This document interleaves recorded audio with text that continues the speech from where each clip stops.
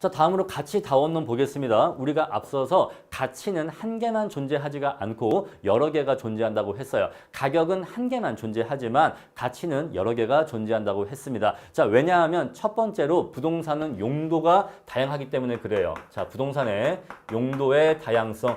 부동산은 용도가 다양하기 때문에 동일한 부동산이라고 해도 어떠한 용도로 이용되냐에 따라서 서로 다른 가치가 구해질 수가 있습니다. 다음에 부동산은 자, 이용자에 따라서 또는 이용자나 소유자 또는 사용자에 따라서 서로 다른 가치를 구할 수가 있습니다. 왜냐하면 가치는 기본적으로 주관적인 속성을 갖고 있기 때문이에요.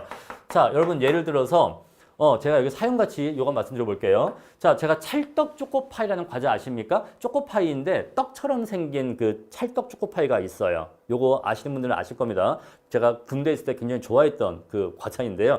자, 이 찰떡 초코파이를 만드는 기계가 있겠죠. 근데 여러분 그 기계는 다른 종류의 과자는 못 만들고 찰떡 초코파이만 만드는데 특화된 기계입니다. 여러분 그러면 그 찰떡 초코파이 기계는 그 공장에서는 굉장히 중요하고 값어치가 있는 기계겠죠. 근데 만약에 그 회사가 망했다고 칩시다. 그래서 이 찰떡 초코파이 기계를 시장에 내놨다, 팔려고 내놨다라고 해볼게요. 이 기계 누가 사갈까요? 아무도 안 사요. 왜? 여러분 보세요. 찰떡 초코파이 회사에서는 굉장히 중요한 기계야. 근데 이 기계를 시장에 내놓으면요. 아무짝에 쓸모가 없어. 왜? 그 기계는 찰떡 초코파이를 만드는 데만 쓸모가 있고 다른 종류의 과자를 만들 수는 없기 때문에 찰떡 초코파이를 만들지 않는 과자 회사라면 그 기계는 아무런 가치를 가지지 못하는 거예요. 그냥 고철로서의 가치만 가지게 되는 겁니다. 자, 동일한 물건인데, 자, 그죠? 동일한 기계인데, 동일한 물건인데, 찰떡 초코파이를 만드는 회사에서는 굉장히 비싸고 중요한 기계입니다. 그런데 다른 종류의 과자 회사에서는 이 기계가 아무짝에 쓸모없는 기계예요. 왜 그런 거예요? 동일한 물건이라 할지라도 누가 사용하느냐에 따라서 그 기계에서 얻는 효용 또는 편익의 크기가 다르기 때문에 그렇습니다. 자, 이처럼 부동산도 마찬가지예요. 이 동일한 부동산도 누가 이용하냐에 따라서 거기에서 얻어지는 만족의 크기, 편익의 크기는 사용자나 이용자, 소유자에 따라서 달라지기 때문에 그런 거예요. 여러분 아시겠죠? 여러분 예를 들어서 어떤 전원주택이 있습니다. 자, 이 전원주택이 들이는 공사비에 비해서 나중에 좀 살다가 이 집을 다시 팔려고 하면 굉장히 헐값에 팔리는 경향이 있어요. 왜 그럴까요?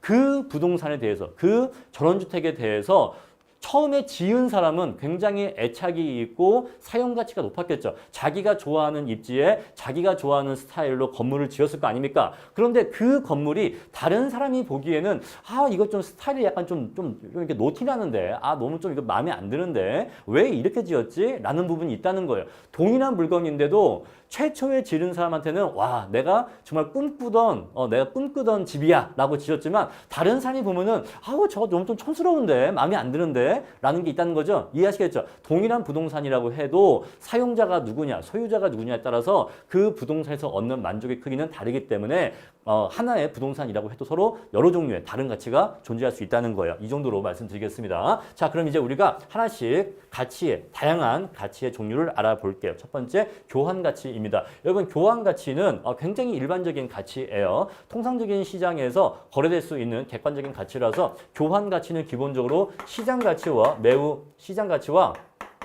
거의 유사한 성격을 가진다고 얘기하면 되겠습니다. 특별히 설명드릴 게 없어요. 자, 투자 가치는요. 아까 제가 말씀드렸습니다만 어떤 토지가 있는데 자, 이 토지에 대해서 통상적인 시장에서 다수의 매도인과 매수인이 자유롭게 거래를 하다 보니까 형성되어지는 거래 금액이 있겠죠. 우리 그것을 교환 가치 또는 시장 가치라고 표현을 합니다. 그런데 이 동일한 토지에 대해서 어떤 사람이 주관적으로 가지고 있는 개발 계획이 있어요. 그죠? 그 사람의 주관적인 개발 계획이 있습니다. 그 주관적인 개발 계획의 근거에서 구한 이 토지의 가치는요. 그때는 투자 가치가 되는 겁니다. 따라서 동일한 토지에 대해서 일반적으로 이 토지를 거래한다면 얼마의 거래가 되겠지만 특정한 개발 계획을 전제해서 그 토지 가치를 구했을 때는 그 토지의 투자 가치를 구할 수도 있는 겁니다. 아시겠죠? 하나의 동일한 토지에 대해서 시장 가치를 구할 수도 있고 투자 가치를 구할 수가 있는데 양자의 가장 근본적인 차이점 뭐예요? 자, 교환 가치는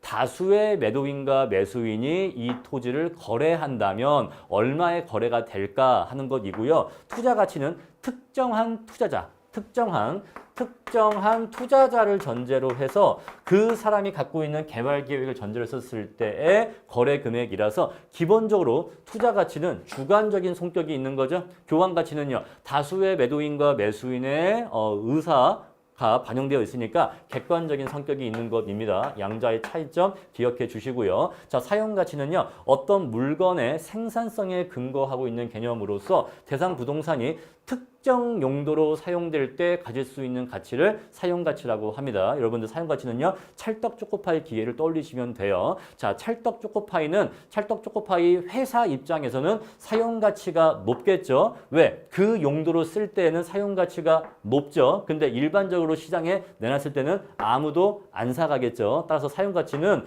그 특정 사용자에게 주는 만족의 크기라고 이해하시면 되겠어요. 자, 네 번째 장부가치인데 장부가치는 회계적인 개념입니다. 자, 어떤 부동산을 얼마에 취득을 했죠. 그러면 장부에는요. 그 부동산의 취득가가 장부에 적힙니다. 자, 이 장부에 적히고 이제 여기에서 세법에서 허용된 감가상각을 매년 해 나갈 거예요. 자, 이 실제로 이 건물이 얼마나 감가가 됐는지 중요하지 않고 세법에서 정해진 규정대로 꼬박꼬박 감가를 해 나갈 겁니다. 우리 그렇게 해서 남아있는 이 건물의 잔존 가치를 장부 가치라고 합니다. 자, 회계적인 개념으로서 어떤 물건의 취득가액에서 세법상 인정된 감가를 꼬박꼬박 하고서 남아있는 잔존 가치 개념이 장부 가치다라는 것이에요. 자, 다음으로 보험 가치 보겠습니다. 여러분 어떤 건물을 지었는데 이 건물을 처음에 지었을 때는 100만큼의 가치가 있었다고 할게요. 자, 그런데 이제 시간이 지나니까 점차 노후화가 발생을 해서 건물이 점차 이렇게 낡고 어디가 막 깨지고 이렇게 막 망가지고 그래갖고 이제는 이 감가가 이루어졌겠죠. 감가가 된 다음에 가치는 이제 70밖에 남아있지 않았다고 할게요. 자, 그런데 이제 이 건물에 불이 났다고 합시다. 건물에 불이 났어요. 그래서 건물이 전부 다 전소되었다고 하겠습니다. 자, 그럼 이랬을 때 보상 금액으로 100을 줘야 돼요? 70을 줘야 돼요? 70을 줘야겠죠? 그렇죠. 70을 줘야겠죠. 왜냐하면 불이 날 당시에 이 건물의 경제 가치는 70이었으니까요. 따라서 바로 이게 보험 가치예요. 보험 가치인데, 자, 보험 가치는요, 보험금 산정의 기준이 되는 가치인데, 불이 날 당시에 그 부동산의 가액으로 보상해주면 됩니다. 그런데 불이 날 당시에 건물이 신축 건물이 아닌 이상해야 감가가 발생을 했겠죠. 따라서 신축 건물 가격에서 감가상각을 빼주고 나머지 가격이 바로 보험 가치가 되는 것입니다. 선생님, 그러면 이 보험 가치와 아까 공부했었던 장부 가치는 똑같은 거 아닌가요? 건물의 취득가에서 감가액을 빼고 난 나머지 잔존 가액이니까 보험 가치랑 장부 가치랑 아무런 차이를 못 느끼겠는데요? 라고 하실 수 있겠죠? 자, 설명을 드릴게요. 자, 어떤 건물이 처음에 공사비도 100이고 그 가치도 100이었다고 합시다. 자, 그럼 처음에 장부가에는 똑같이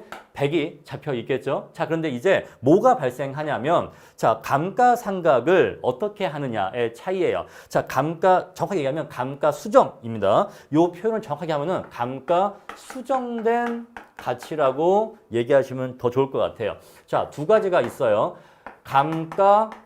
감가수정이 있고 감가상각이 있습니다.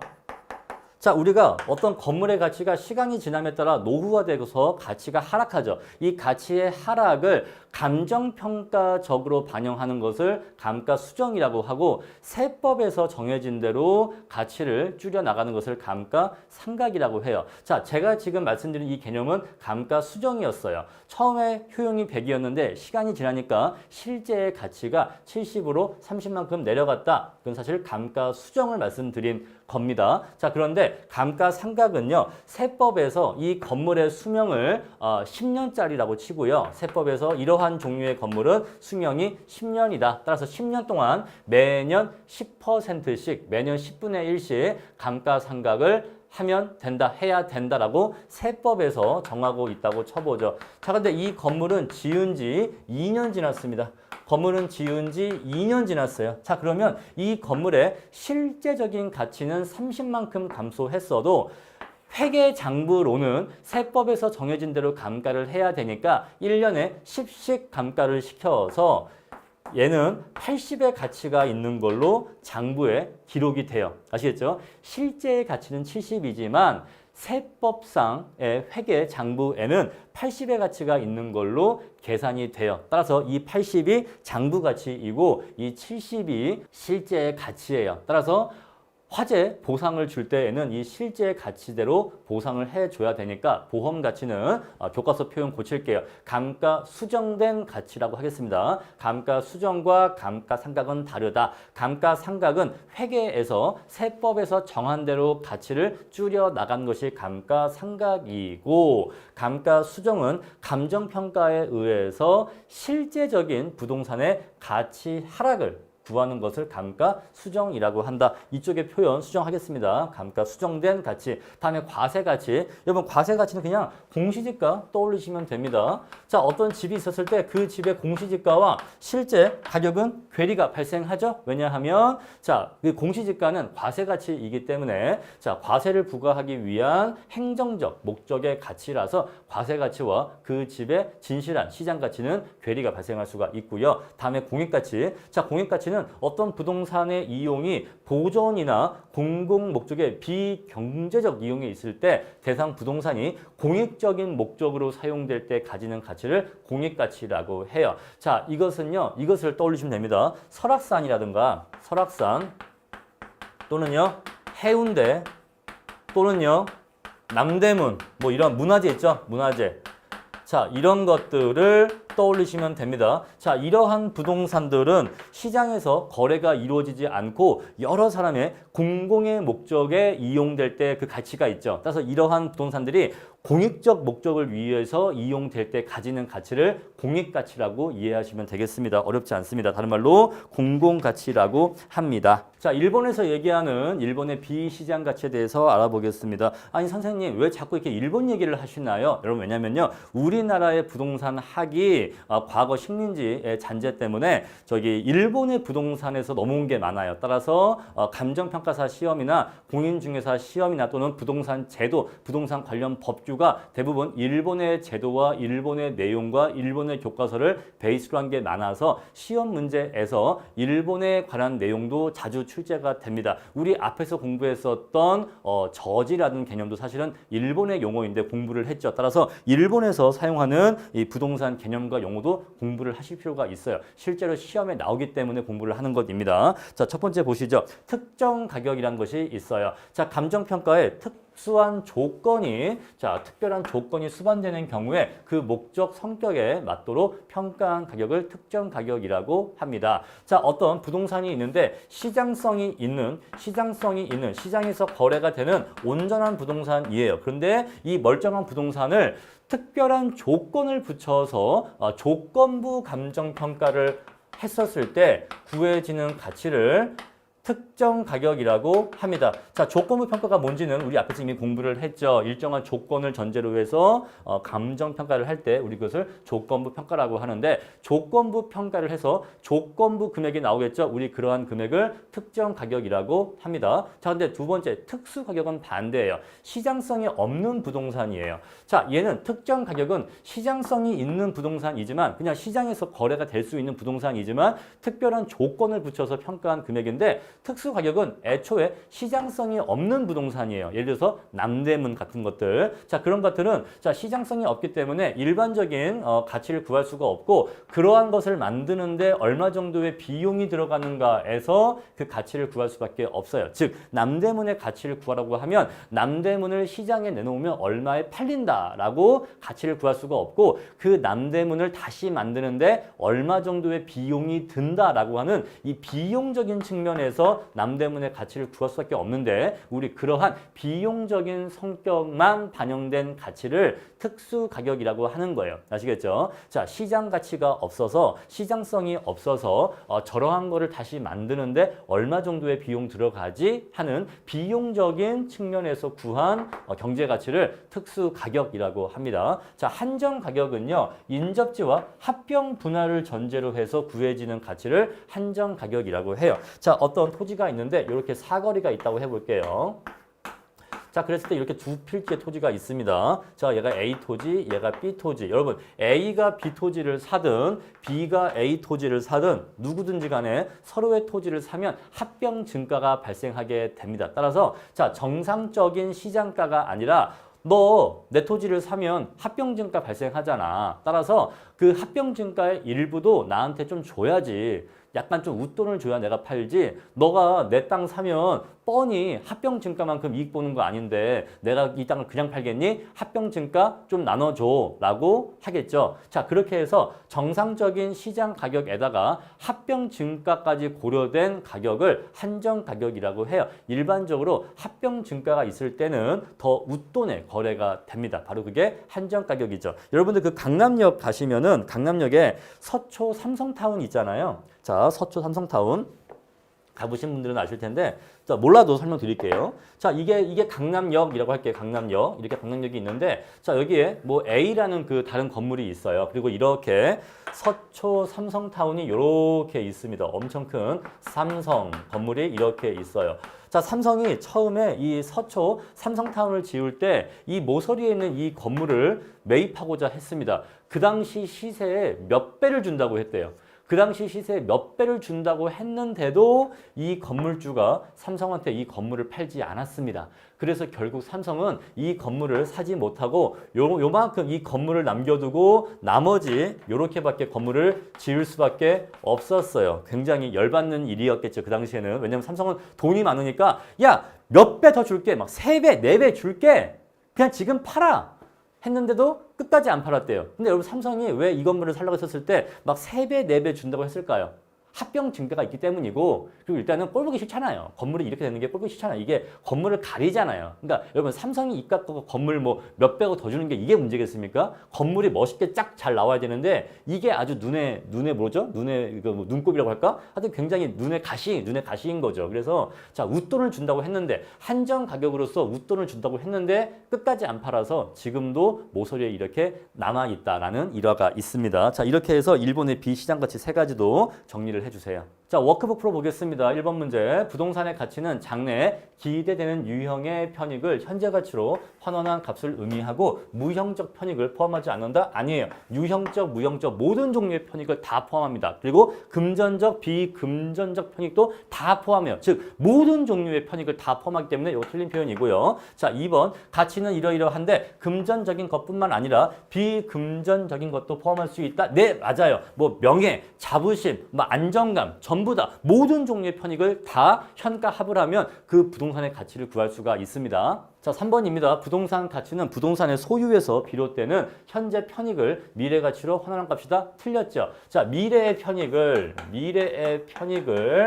현재 가치로 미래와 현재가 바뀌었습니다. 환원한 값이다. 4번 부동산 가격은 평가 목적에 따라 일정 시점에서 여러 가지가 존재할 수가 있다. 자, 부동산 가격이 아니라 부동산 가치가 다양한 종류가 있다라는 것입니다. 자, 5번입니다. 가격은 대상 부동산에 대한 현재의 값이지만 틀렸죠. 가격은 과거의 값입니다. 자, 가치는 장래 기대되는 편익을 예상한 현재의 값이에요. 따라서 시점이 틀렸습니다. 이 시점 개념을 정확하게 이해하시고요. 6번. 부동산 가격은 부동산의 기회비용을 올바르게 반영하지 못하지만, 그렇죠. 현실에서 거래가 이루어지는 가격은 기회비용을 올바르게 반영하지 못하지만, 즉, 그 부동산의 경제 가치를 정확하게 반영하지 못하지만, 감정평가액은 올바르게 반영한다. 맞는 표현이에요. 즉, 감정평가액은 잠재 가격의 성격을 가진다라고 이해하시면 됩니다. 잠재 가격은 가치와 동일한 용어로 이해하시면 돼요. 자, 7번입니다. 가치란 주관적 판단이 반영된 것으로서 각 개인에 따라 차이가 발생할 수 있다. 맞는 표현이죠. 따라서 가치는 기본적으로 주관적 속성을 갖는다는 것입니다. 부동산의 경제 가치는 교환의 대가인 가격과 용익의 대가인 임료로 구분되며 양자는 원본과 과실의 관계다라고 나와 있습니다. 자, 여러분들 사실은 이 원본과 과실의 관계도 일본의 부동산 감정평가 기준에 나와 있는 표현이에요. 거기에 이렇게 나와 있습니다. 가격과 임료는 지금 이 문장 자체가 일본의 부동산 평가 기준에 나와 있는 문장이에요. 자, 그런 식으로 여러분들 알게 모르시게 우리가 공부하는 이 부동산 이론에 일본의 법규나 일본에서 만들어진 이론, 문장 표현이 많이 들어가 있습니다. 자, 자, 9번입니다. 가치는 어떤 성격인가? 가치는 주관적 성격이고 추상적 확률 개념이에요. 자, 가격은 가치가 시장을 통해서 화폐 단위로 구현된 객관적이면서 구체적인 개념입니다. 수요와 공급의 변동에 따라서 단기적으로 가치와 가격은 일치하게 되고 틀렸죠. 불일치하게 됩니다. 단기적으로 불일치하지만 장기적으로는 일치하는 모습을 가지고 있다는 거. 단기에는 양자의 괴리가 발생합니다만 장기적으로는 결국 오차가 사라지고 가치와 가격이 일치하게 됩니다. 자, 11번입니다. 부동산 시장은 불완전 경쟁 시장이기 때문에 부동산 시장에서 형성된 시장 가격은 자원 배분 기능을 수행하지 못한다. 여러분, 아예 못하는 건 아니고 불완전한 부분이 있다는 거죠. 근데 이렇게 못한다라고 그냥 해버리면 전혀 못한다라는 의미니까 그건 조금 과했어요. 이건 좀 틀린 표현입니다. 하지만 불완전한 기능이 있다, 부족한 부분이 있다 정도로 이해하시면 되겠어요. 자, 12번. 부동산 시장은 수요와 공급의 조절이 곤란하여서 단기적으로 가격 왜곡이 발생하기 쉽죠. 다른 말로 비정상적 사정이 개입되기 쉽습니다. 자, 13번입니다. 부동산 가격은 시장의 수요와 공급에 의해 결정되고 이렇게 결정된 가격이 다시 수요와 공급에 영향을 미치는데 이것을 어떠한 특성이라 한다? 이중성이라 한다. 이중성. 자, 또는요.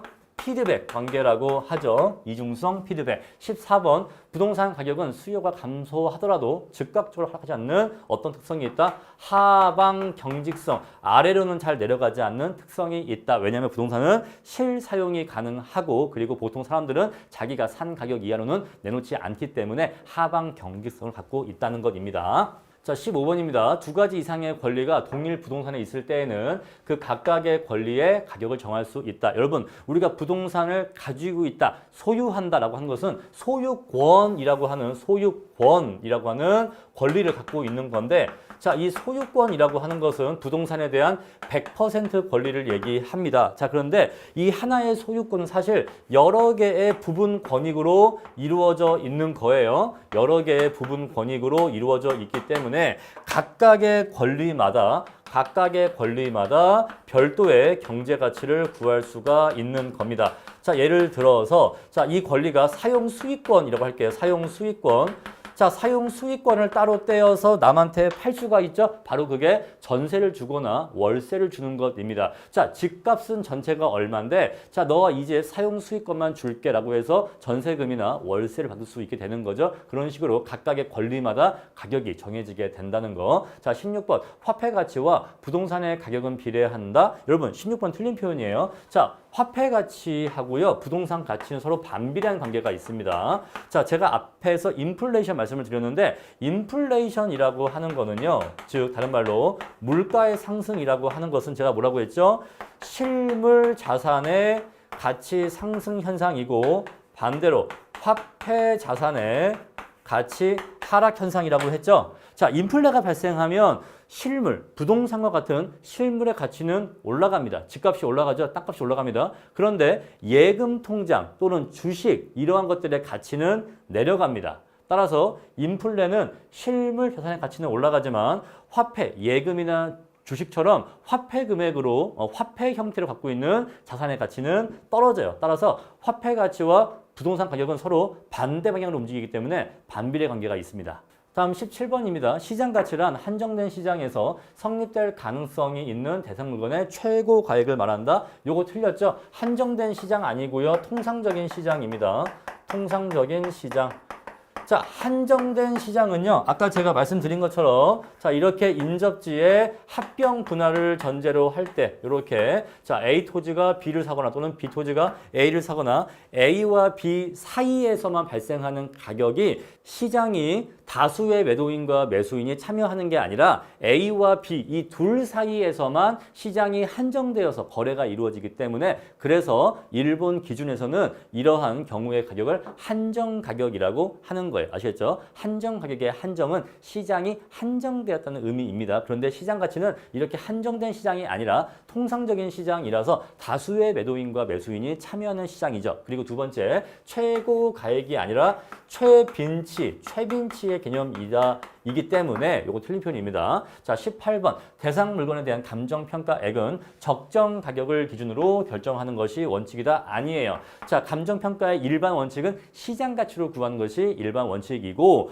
표준지 공시지가를 구할 때만 그때에만 법에 의해서 적정 가격을 구하게 됩니다. 19번입니다. 감정평가업자는 감정평가 의뢰인이 요청하는 경우에는 대상 물건의 감정평가액을 시장가치 외의 가치로 결정할 수가 있다. 그렇죠. 의뢰인의 요청이 있는 경우, 여러분 우리 총 이거 세 가지 경우 있었죠. 첫 번째 법령의 규정, 두 번째 의뢰인의 요청, 세 번째 감정평가의 목적이나 대상 물건의 성격에 비추어서 사회 통념상 필요할 때, 그럴 때 할 수 있다고 했죠. 자, 20번 법령의 규정에 의해서 시장가치 외의 가치로 감정평가하는 경우에는 해당 가치 외의 가치의 성격과 특징을 고려할 필요가 없다. 맞아요. 법령의 규정에 의해서 평가할 때에는 이러한 것들을 검토할 필요가 없다고 말씀을 드렸습니다. 자, 21번입니다. 대상 물건의 특성에 비추어서 사회 통념상 필요하다고 인정되는 경우에는 시장 가치 외의 가치를 기준으로 할 수가 있기 때문에 이건 틀린 표현이죠.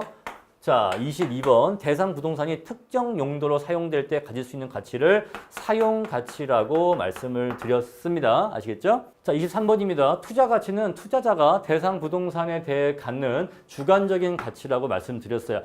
특정한 투자자의 입장에서만 의미가 있는 가치다라고 말씀드렸고요. 시장 가치가 투자 가치보다 크다면 투자가 이루어질 것이다? 아니죠. 투자 가치가 더 커야지만 이 시장 가치를 주고 개발 사업을 해서 이 투자 가치를 얻을 수 있다 보니까 반대여야 됩니다. 따라서 이거 틀린 표현이에요. 자, 25번입니다. 장부 가치란 대상 부동산의 당초 취득 가격에서 세법에서 허용되는 방법에 의한